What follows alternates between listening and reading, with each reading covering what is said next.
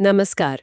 आज के स्रोतों का ढेर हमें भारत के संवैधानिक इतिहास की एक बहुत ही दिलचस्प यात्रा पर ले जा रहा है। नमस्कार। ये सिर्फ कुछ पुराने कानूनों की सूची नहीं है, बल्कि ये कहानी है कि कैसे एक व्यापार करने आई कंपनी ने एक साम्राज्य पर कब्जा कर लिया और और फिर फिर कैसे उस साम्राज्य के चंगुल से एक राष्ट्र ने अपने भविष्य का संविधान लिखा। बिल्कुल, ये सत्ता के लिए एक लंबी खींचतान की कहानी है। सही कहा। और इस कहानी को हम दो बड़े हिस्सों में बांट सकते हैं। पहला हिस्सा है ईस्ट इंडिया कंपनी का राज। 1773 से 1858 तक। हाँ, जब ब्रिटिश सरकार लंदन से बैठकर एक कह सकते हैं बेलगाम कंपनी को काबू में करने की कोशिश कर रही थी। और दूसरा हिस्सा है 1857 के क्रांति के बाद का। जी, और भारत की आजादी की लड़ाई ने संवैधानिक सुधारों के लिए दबाव बनाना शुरू कर दिया था। तो चलिए इस खींचतान की शुरुआत से ही शुरू करते हैं। जी। मेरा पहला सवाल यही है कि कंपनी तो यहाँ व्यापार करने आई थी, फिर उसे नियंत्रित करने के लिए रेगुलेटिंग एक्ट जैसा कानून लाने की जरूरत ही क्यों पड़ गई? देखिए, बहुत अच्छा सवाल है। जरूरत इसलिए पड़ी क्योंकि कंपनी अब सिर्फ व्यापारी नहीं रह गई थी, वो शासक बन गई थी। अच्छा। और बेहद भ्रष्ट और अनियंत्रित शासक। तो रेगुलेटिंग एक्ट 1773 ब्रिटिश सरकार का पहला बड़ा दखल था। इसका एक ही मकसद था कंपनी के कामकाज में एक व्यवस्था लाना। और इसी के तहत भारत में एक केंद्रीय प्रशासन की नींव रखी गई है ना? बिल्कुल, क्योंकि उस समय तक सत्ता बिखरी हुई थी। बॉम्बे, मद्रास और बंगाल, ये तीनों प्रेसिडेंसी अपने अपने तरीके से काम करती थीं। तो इस एक्ट में क्या किया? इस एक्ट ने बंगाल के गवर्नर का पदनाम बदलकर बंगाल का गवर्नर जनरल कर दिया और बॉम्बे और मद्रास को उसके अधीन ले आए। और पहले गवर्नर जनरल वॉरेन हेस्टिंग्स जी, वॉरेन हेस्टिंग्स। तो ये सिर्फ पद का नाम बदलना नहीं था, ये सत्ता को एक जगह केंद्रित करने की एक बड़ी कोशिश थी। और इसी एक्ट के तहत कलकत्ता में सुप्रीम कोर्ट भी बना था। हाँ, 1774 में, जिसके मुख्य न्यायाधीश सर एलिजा इम्पे थे। इससे कंपनी का भ्रष्टाचार रोकने की कोशिश हुई। कर्मचारियों के निजी व्यापार और तोहफे लेने पर रोक लगा दी गई। पर क्या ये काफी था? पूरी तरह तो नहीं। असल में कंपनी के राजनीतिक और व्यापारिक काम इतने उलझ गए थे कि उन्हें अलग करना बहुत जरूरी हो गया था। और यहीं से 1784 के पिट्स इंडिया एक्ट की भूमिका शुरू होती है। अच्छा, तो पिट्स इंडिया एक्ट, इसने इस उलझन को कैसे सुलझाया? उसने एक तरह से दोहरी सरकार, मतलब द्वैध शासन की शुरुआत की। द्वैध शासन? हाँ, कंपनी के व्यापारिक मामले देखने के लिए कोर्ट ऑफ डायरेक्टर्स तो पहले से थे, लेकिन राजनीतिक मामलों के लिए एक नया निकाय बनाया गया, बोर्ड ऑफ कंट्रोल। और ये बोर्ड सीधे ब्रिटिश सरकार को जवाब देता था? बिल्कुल। और पहली बार कंपनी के इलाकों को आधिकारिक तौर पर ब्रिटिश अधिकृत भारतीय प्रदेश कहा गया। मतलब अब ये साफ हो गया था कि असली मालिक कौन है। यानी कंपनी अब महज एक मोहरा बनती जा रही थी, जिसका नियंत्रण लंदन में था। सही पकड़ा आपने। इसके बाद चार्टर एक्ट्स का एक लंबा दौर आया। 1813 का एक्ट मुझे हमेशा बड़ा दिलचस्प लगता है, क्योंकि इसमें शिक्षा के लिए 1 लाख रुपए की बात की गई थी। हाँ, लेकिन ये दिलचस्प होने के साथ साथ बहुत कुछ कहता भी है। 1813 के चार्टर एक्ट ने चाय और चीन के साथ व्यापार को छोड़कर कंपनी का व्यापारिक एकाधिकार खत्म कर दिया। मतलब अब दूसरे ब्रिटिश व्यापारी भी भारत आ सकते थे? जी, और शिक्षा के लिए 1 लाख रुपए, ये एक बहुत ही मामूली रकम थी, लेकिन ये इस बात का प्रतीक थी कि अब ब्रिटिश शासन सिर्फ लूट खसोट नहीं, बल्कि भारतीयों पर एक तरह की सभ्य बनाने की जिम्मेदारी भी महसूस करने लगा था। और ईसाई मिशनरियों को धर्म प्रचार की छूट भी मिली। हाँ, वो भी इसी सोच का हिस्सा थी। और फिर ठीक 20 साल बाद 1833 के एक्ट ने तो कंपनी के व्यापारिक किरदार को लगभग खत्म ही कर दिया। बिल्कुल। 1833 तक आते आते कंपनी पूरी तरह से एक प्रशासनिक इकाई बन गई। उसका चाय और चीन वाला एकाधिकार भी छीन लिया गया, और जो पद बंगाल का गवर्नर जनरल था, उसे भारत का गवर्नर जनरल बना दिया गया। हाँ, और लॉर्ड विलियम बेंटिंग भारत के पहले गवर्नर जनरल बने। ये एक बहुत बड़ा सांकेतिक बदलाव था। अब वो किसी एक प्रेसिडेंसी के नहीं, बल्कि पूरे ब्रिटिश भारत के प्रमुख थे। इसी एक्ट में लॉर्ड मैकाले के विधि आयोग की बात भी थी और दास प्रथा को खत्म करने जैसी बातें भी। जी, प्रथम विधि आयोग का गठन हुआ, जिसके अध्यक्ष लॉर्ड मैकाले थे, और दास प्रथा को गैर कानूनी घोषित किया गया, जो 1843 में खत्म हुई। ऐसा लगता है कि ब्रिटिश सरकार अब भारत में बड़े सामाजिक और कानूनी बदलाव करने लगी थी। और इसी दौर में सिविल सेवा में भारतीयों को लाने की बात भी उठी थी। हाँ, और वो जाकर 1853 के चार्टर एक्ट में हकीकत बनी, जब भारतीयों के लिए सिविल सेवा की खुली प्रतियोगिता शुरू की गई, मैकाले समिति की सिफारिश पर। तो 1853 का एक्ट काफी महत्वपूर्ण था। बहुत। इसी एक्ट ने पहली बार गवर्नर जनरल की परिषद के विधायी और प्रशासनिक कामों को अलग किया। एक तरह से कह सकते हैं कि ये भारत में एक छोटी संसद की शुरुआत थी। लेकिन ये सब बदलाव एक बहुत बड़े तूफान के आने से ठीक पहले हो रहे थे। हाँ, 1857 की क्रांति। जिसने सब कुछ बदल दिया। सब कुछ। 1857 का विद्रोह इतना जबरदस्त था कि ब्रिटिश सरकार को एहसास हो गया कि भाई अब कंपनी के भरोसे भारत को नहीं छोड़ा जा सकता। नतीजा था 1858 का भारत शासन अधिनियम। और इसी ने कंपनी के शासन को पूरी तरह खत्म कर दिया। जी, सत्ता सीधे महारानी विक्टोरिया यानी ब्रिटिश ताज के हाथों में सौंप दी गई। और गवर्नर जनरल का पद वाइसरॉय बन गया। ये भी सिर्फ नाम का बदलाव था या इसका कोई गहरा मतलब था? नहीं, इसका गहरा मतलब था। वाइसरॉय का मतलब होता है राजा का प्रतिनिधि।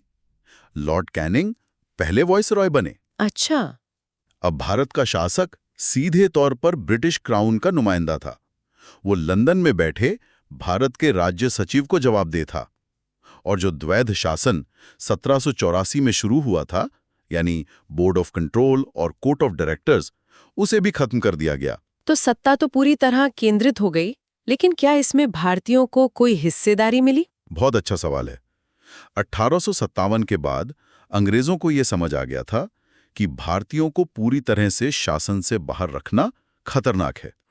इसीलिए 1861 के भारत परिषद अधिनियम में पहली बार कानून बनाने की प्रक्रिया में भारतीयों को शामिल करने की एक, कह सकते हैं, शुरुआत हुई। और इसी दौर में पोर्टफोलियो सिस्टम यानी मंत्रालयों के बंटवारे जैसी व्यवस्था भी शुरू हुई। हाँ, लॉर्ड कैनिंग ने इसकी शुरुआत की। साथ ही वाइसरॉय को अध्यादेश मतलब ऑर्डिनेंस जारी करने की शक्ति भी मिली, जो आज भी भारतीय राष्ट्रपति के पास है। लेकिन असली मुद्दा तो चुनाव और बजट पर अधिकार का था। बिल्कुल। और 1892 के अधिनियम ने अप्रत्यक्ष चुनाव की एक झलक दिखाई और सदस्यों को बजट पर बहस करने का अधिकार दिया। लेकिन सोचिए, अब बहस तो कर सकते हैं पर वोट नहीं दे सकते। हाँ, ये वैसे ही था जैसे आपको मेन्यू तो दिखाया जाए पर खाना ऑर्डर करने का अधिकार ना हो। ये तो बहुत निराशाजनक लगता है।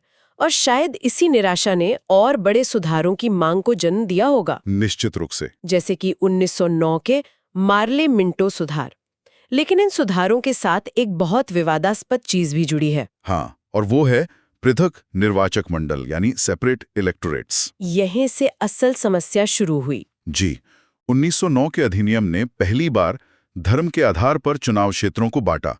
मुस्लिमों के लिए अलग सीटें आरक्षित की गईं, जिन्हें सिर्फ मुस्लिम मतदाता ही चुन सकते थे। और लॉर्ड मिंटो को इसीलिए सांप्रदायिक निर्वाचन का जनक कहा जाता है। बिल्कुल। ये बांटो और राज करो की नीति का एक संवैधानिक रूप था, जिसके दूरगामी और बहुत दुखद परिणाम हुए। हालांकि इसी एक्ट के तहत पहली बार एक भारतीय सत्येंद्र प्रसाद सिन्हा को वाइसरॉय की कार्यकारिणी परिषद में जगह मिली थी। हाँ, विधि सदस्य के रूप में। लेकिन ये सांप्रदायिकता का जो बीज बोया गया, वो शायद ज्यादा भारी पड़ा। बिल्कुल। और ये कहानी 1919 के मोंटेग्यू चेम्सफोर्ड सुधारों में और भी ज्यादा जटिल हो गई। हाँ, एक तरफ तो इसने प्रांतों में द्वैध शासन यानी डायरकी लागू की। ये द्वैध शासन सुनने में बड़ा भारी लगता है। आसान शब्दों में इसका क्या मतलब था? इसका मतलब था दोहरा शासन। इसे ऐसे समझिए कि प्रांतीय सरकार को कुछ विभाग जैसे शिक्षा और स्वास्थ्य सौंप दिए गए। ये हस्तांतरित विषय थे। और बाकी? लेकिन असली मलाई वाले विभाग जैसे वित्त और पुलिस, वो गवर्नर के पास आरक्षित रहते थे। अच्छा, मतलब भारतीय मंत्रियों को जिम्मेदारी तो दी गई पर अधिकार और पैसा नहीं दिया गया। हाँ, ये एक तरह का संवैधानिक मजाक था। लेकिन इसी एक्ट से पहली बार भारत में प्रत्यक्ष चुनाव की शुरुआत भी तो हुई थी। जी, ये एक बड़ा कदम था। भले ही वोट देने का अधिकार बहुत सीमित लोगों को था, पर ये एक शुरुआत थी। केंद्र में भी द्विसदनीय व्यवस्था यानी आज की लोकसभा और राज्यसभा जैसी प्रणाली शुरू हुई और एक लोक सेवा आयोग बनाने का भी प्रावधान किया गया। तो 1919 का एक्ट एक मिला-जुला पिटारा था। हाँ, कुछ अच्छे कदम, लेकिन प्रांतों में द्वैध शासन जैसी खोखली व्यवस्था के साथ। और फिर आया 1935 का भारत शासन अधिनियम, जिसे हमारे आज के संविधान का ढांचा या ब्लूप्रिंट भी कहा जाता है। इसमें ऐसा क्या खास था? इसमें बहुत कुछ था। ये एक बहुत लंबा और विस्तृत दस्तावेज था। इसने एक अखिल भारतीय संघ का प्रस्ताव रखा जो कभी बन नहीं पाया। अच्छा। शक्तियों को पहली बार 3 सूचियों में बांटा गया, संघीय, प्रांतीय और समवर्ती, जो आज भी हमारे संविधान में है। और सबसे बड़ा बदलाव ये था कि प्रांतों से द्वैध शासन को खत्म कर दिया गया और उन्हें प्रांतीय स्वायत्तता दी गई। मतलब प्रांतों को अपने मामलों में फैसले लेने की ज्यादा आजादी मिली। हाँ, लेकिन एक पेंच था। प्रांतों से द्वैध शासन खत्म करके उसे केंद्र में लागू कर दिया गया। अरे, मतलब जो समस्या प्रांतों में थी उसे केंद्र में ले आए। बिल्कुल।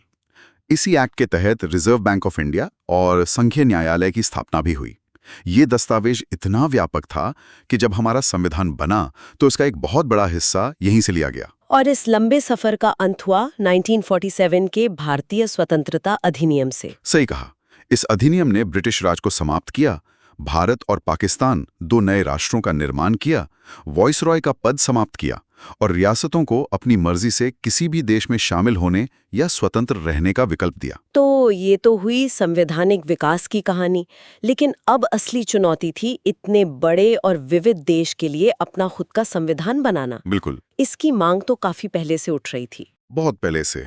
1895 में तिलक के स्वराज विधेयक से लेकर 1922 में गांधी जी के इस विचार तक कि भारत का संविधान भारतीयों की इच्छा अनुसार होगा। और पहला मसौदा बनाने की कोशिश नेहरू रिपोर्ट थी। जी, 1928 में नेहरू रिपोर्ट एक मसौदा बनाने की पहली ठोस कोशिश थी, लेकिन संविधान सभा की औपचारिक मांग पहली बार 1934 में एमएन रॉय ने की। और अंग्रेजों ने इस मांग को कब माना? पहले तो वो टालते रहे, लेकिन दूसरे विश्व युद्ध के दबाव में 1940 के अगस्त प्रस्ताव में उन्होंने सैद्धांतिक रूप से इसे स्वीकार कर लिया।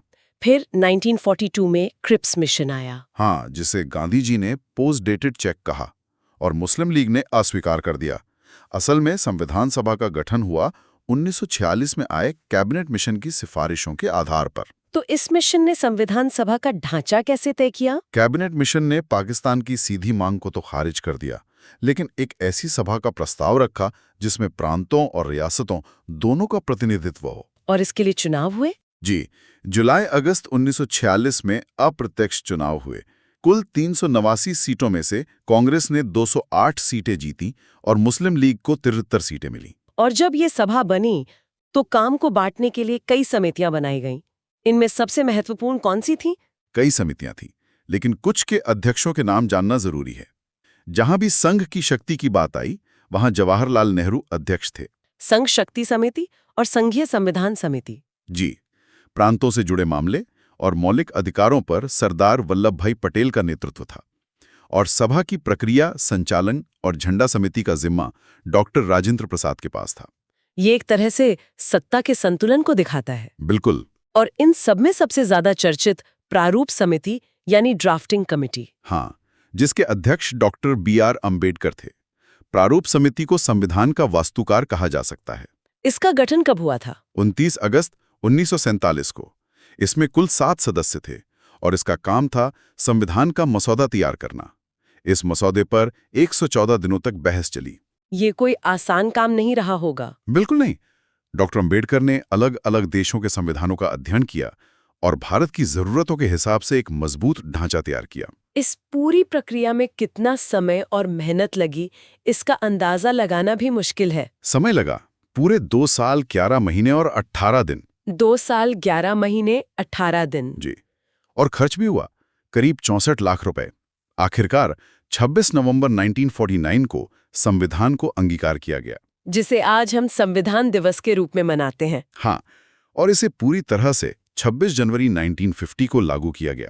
और 24 जनवरी 1950 को जब इस पर हस्ताक्षर हुए तो वो एक ऐतिहासिक पल रहा होगा। निश्चित रूप से। उस दिन 284 सदस्यों ने इस पर हस्ताक्षर किए। इसी दिन डॉक्टर राजेंद्र प्रसाद को भारत का पहला राष्ट्रपति चुना गया और हमारे राष्ट्रीय ध्वज, गान और गीत को अपनाया गया। तो इस पूरी बातचीत से एक बात साफ है, हमारा संविधान किसी एक दिन की उपज नहीं है, बल्कि ये लगभग 200 साल के राजनीतिक खिंचतान, संघर्षों और बहसों का नतीजा है। बिल्कुल। रेगुलेटिंग एक्ट से लेके स्वतंत्रता अधिनियम तक हर कदम ने हमें कुछ सिखाया। हर बहस ने हमारे लोकतंत्र को मजबूत किया। ये सिर्फ एक कानूनी दस्तावेज नहीं है, ये एक राष्ट्र की आत्मा का प्रतिबिंब है। एक सवाल जो मेरे मन में रह जाता है वो ये है कि संविधान सभा में बैठे उन लोगों ने भविष्य के जिस भारत की कल्पना की थी, क्या हम आज उस कल्पना को जी पा रहे हैं? ये एक ऐसा सवाल है जिस पर शायद हम सभी को सोचना चाहिए।